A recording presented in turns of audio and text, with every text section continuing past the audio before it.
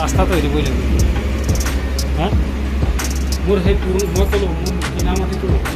মোৰ এই মাটিটোৰ কাৰণে এই মাটিটো এৰা মানে মোৰ সেই মাটি এনেই আছে হা এনেই লগত আহিব